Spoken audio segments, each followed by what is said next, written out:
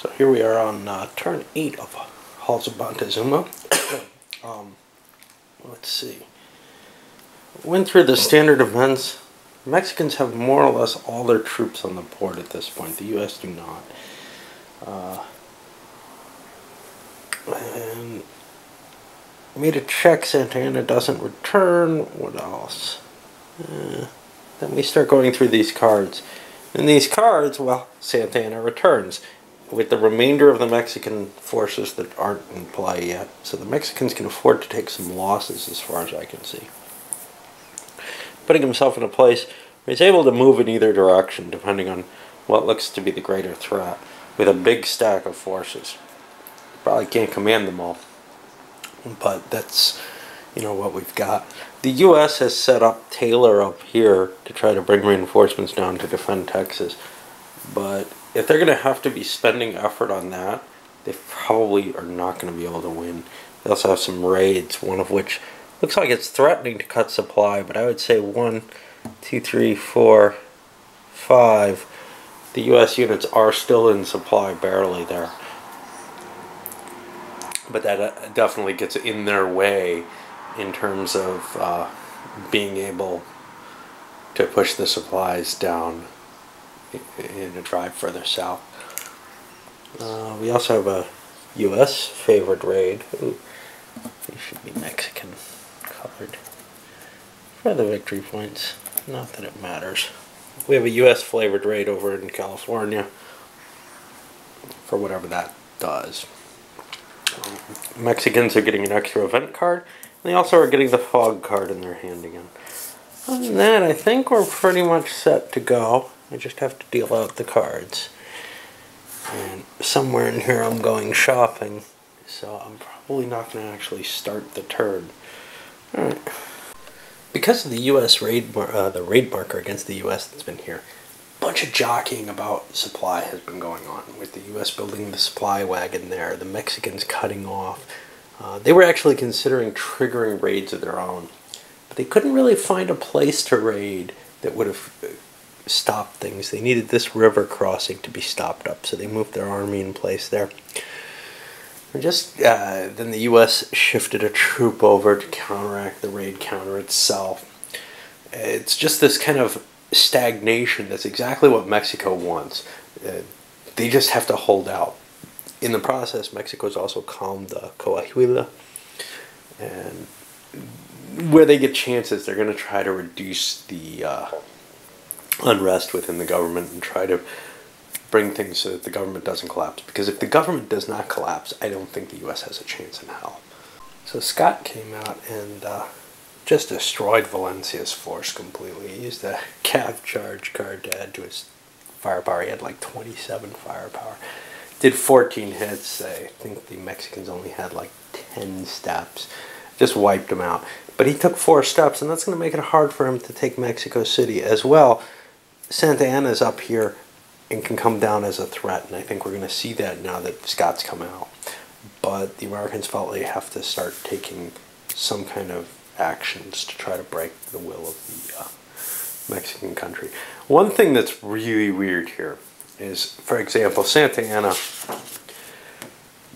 in particular, I believe if you beat him in an army, I seem to remember there being a specific, if Santa Anna loses a battle if in command of a force, that's an additional penalty to the Mexican political will.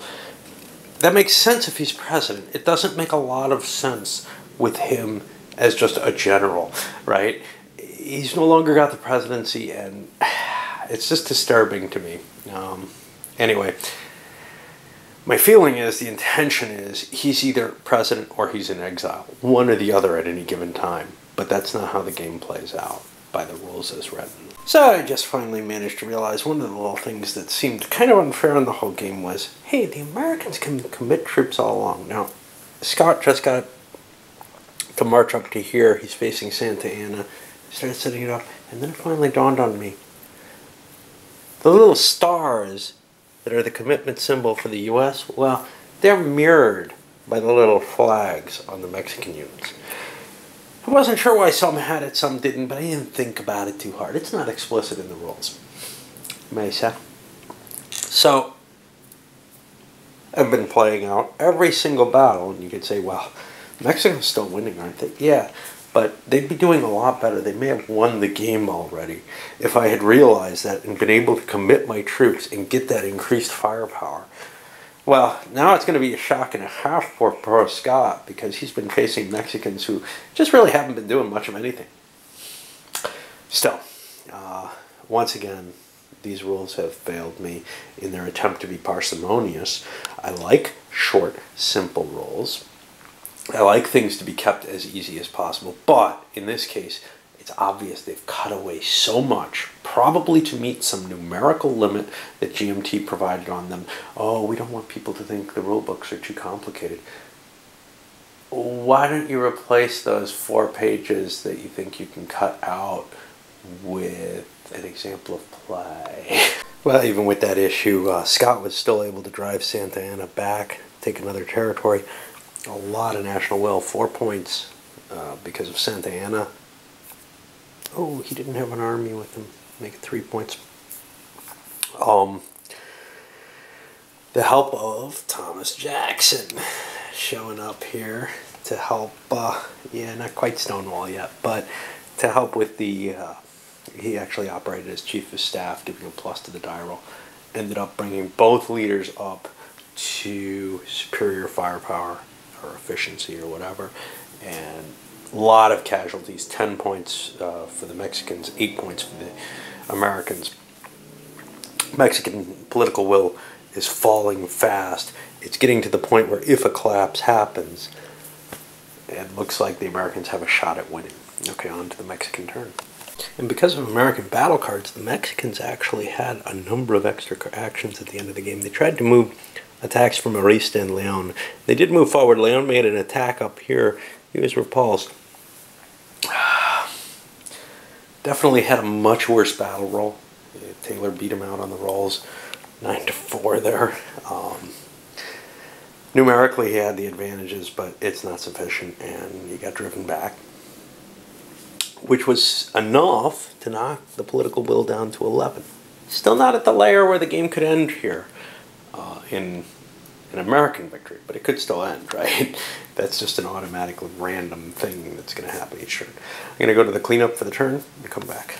While the Mexican invasions of Texas, well, particularly this one, along with the raids that were removed, ended up keeping the political will at the safe point. Actually, it was kind of in danger. I forget, at the end of the turn it drops down based on places in revolt. Speaking of revolts, we saw an expansion here.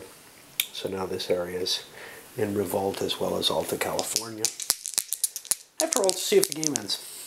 This is really a first action for the beginning of turn 9. It's going to be on a 6 through 9. If it ends, Mexicans win. And it still doesn't end. And you see, we're playing really close. And it's all coming down to, hey, is there this 50-50 chance that the game ends at this point? I don't know if too many people are going to really love that kind of mechanic on a game. I know that 30 Years' War had something not too dissimilar. Anyway, I'm going to load this one up, come back for yet another turn.